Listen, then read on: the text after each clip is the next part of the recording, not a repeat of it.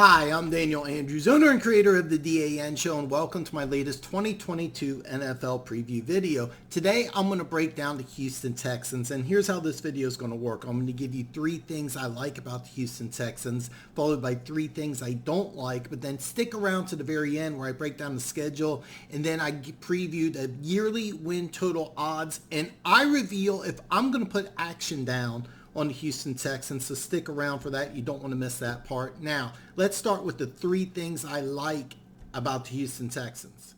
The first thing I like about the Houston Texans is Davis Mills. I have a major man crush on this kid. The first time I watched him play, the arm talent just jumped off the screen at me. I think that this is a kid who's got all the tools to be an NFL star in this league. I think that you have a future top 10 quarterback in the NFL. Now, I'm not saying he's going to be a top 10 quarterback next year for the Houston Texans, but this is a guy that you can build your team around.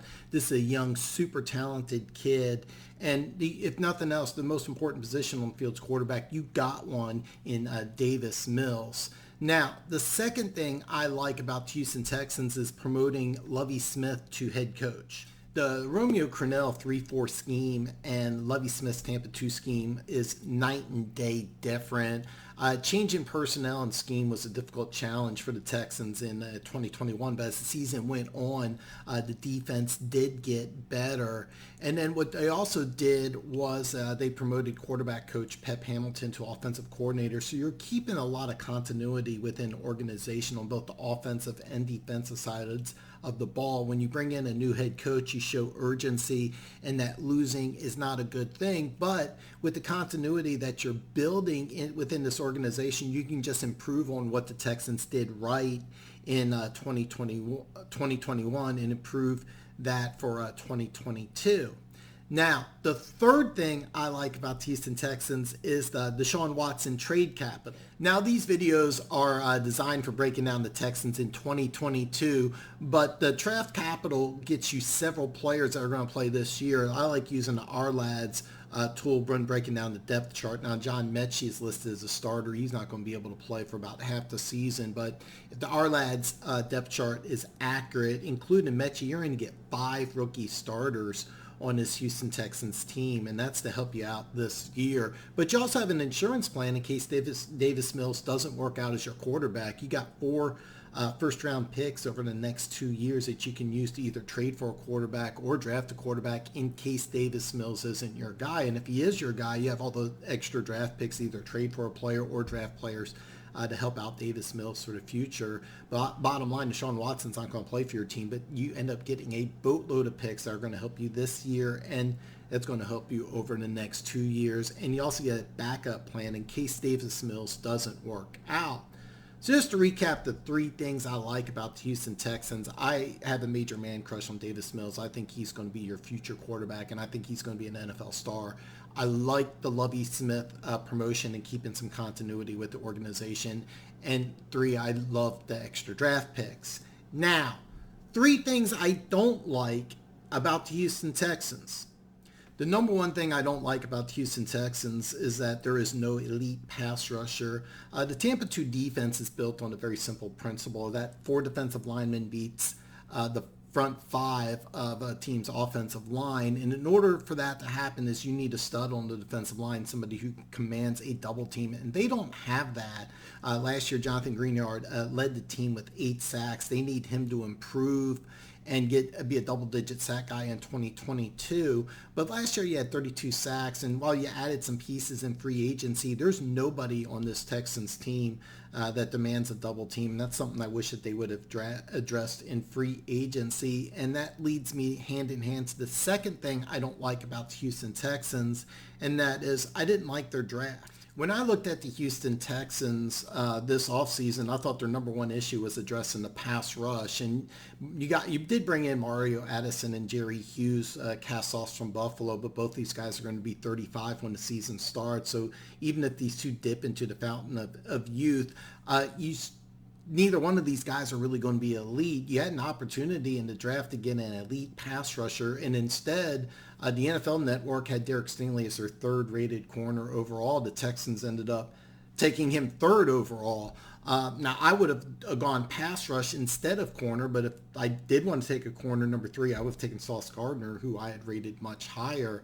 I also thought trading up for John Mechie was a major mistake for 3 reasons. Number 1, he's not going to be able to play till mid-season, so his contributions in 2022 are going to be limited. Number 2, this hurts Davis Mills' development. If you're an experienced quarterback, bringing in an injured player into the offense is not that big of a deal, but when you're a young quarterback, bringing in a new player coming off of an injury really just hurts your development. And number 3 is that there was better wide receivers available at 53. If you're not familiar with the trade, the Texans went from 53 to 44, so you end up sacrificing draft capital. And at number 53, the Colts, who they traded with, ended up taking Alex Pierce, and then number 54, the Kansas City Chiefs used Sky Moore. So both of these players are going to have a bigger impact in 22, but these players have a better career than John Mechie. You not only missed out on a better receiver, you also lost trade capital.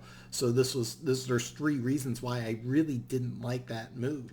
Third thing I don't like about the Houston Texans is that the AFC South is going to be difficult.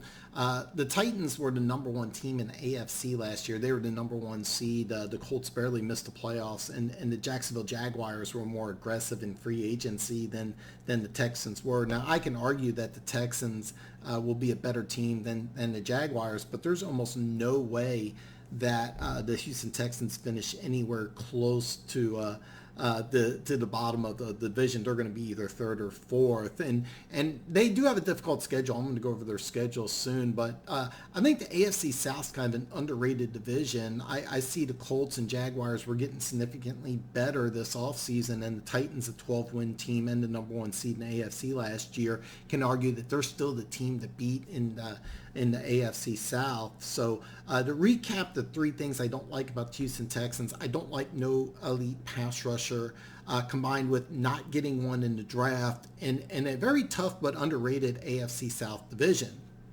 Now, let's take a look at the Houston Texans schedule. All right, let's take a look here at the Houston Texans schedule. They play the AFC West and the NFC East this year, so they have some tough opponents. Now, the yearly win total odds is extremely low. It's only 4.5. So if you do want to bet on the Houston Texans, I would strongly recommend you bet over 4.5 wins. And the reason why is that if you bet on the under, you're counting on 4 wins or less. And that's just a really small number. You basically have to hope for the worst. You hope for some injuries. And the Texans won 4 games last year, and I do think that they got better than last year's team.